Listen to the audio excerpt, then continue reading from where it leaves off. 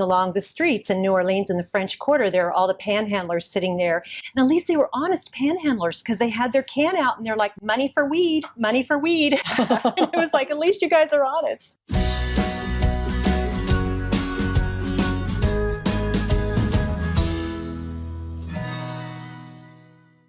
So this is a bit of a tough one. When someone comes to your office with their tales of woes and bad relationships and all the trauma dramas that they've had, how do you start to share with them that relationships are a mirror of how we see ourselves? So true, because they really are.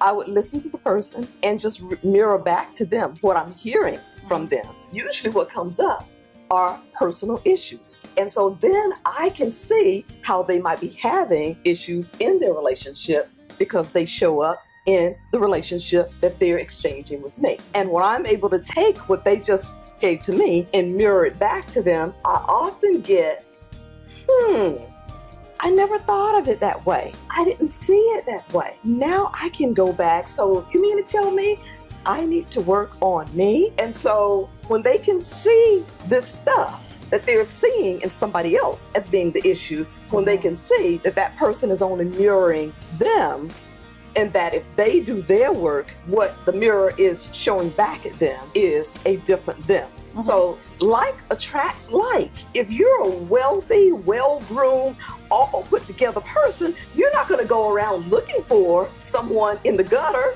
or hanging on the side of the road with a sign out, help me, you know. You're going to look to attract what you are, better. We're all striving for better. Yeah. So it begins in the mirror. When we begin to work on ourselves, improve our lot, and make that a better life, then we can look for and expect that light to show back up with us. I was just in New Orleans, and I have to tell this kind of funny story because walking along the streets in New Orleans in the French Quarter, there are all the panhandlers sitting there. And at least they were honest panhandlers because they had their can out and they're like, money for weed, money for weed. And it was like, at least you guys are honest. You know, I think that the thing for me about the mirror thing, and this question really kind of bristles me. It kind of irritates me because I've had those times in my life when I have had to recognize that that person I was the most angry with or frustrated with was doing exactly what I am and want to do. That is a blow to your ego. Yep. That is a huge blow to your self-esteem, and it's one that you don't want to take a look at. And so, you know, when you can get to that realization, I think is when you can start moving forward and start realizing, okay, I'm seeing this in myself. So, you know, that's got to be, something I can start working on. But I also have to backtrack a little bit and say that what I think is difficult with when you say what you see in them you don't like in yourself is hard when you take it too literal. Yeah. For example, let's say you're in a relationship and he cheats on you and you're going, well, how is this a mirror of me? I am not a cheater. I'm not a cheater. I did not do that.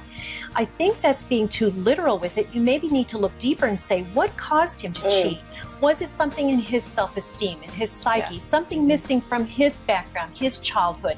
Do you have similar traits? Does this person love themselves? Yes. Do you love yourself? Is that why you're staying in this maybe toxic relationship? Good point. Good. Yes. I think what we're really talking about is knowing the difference between me and the other person, or differentiation.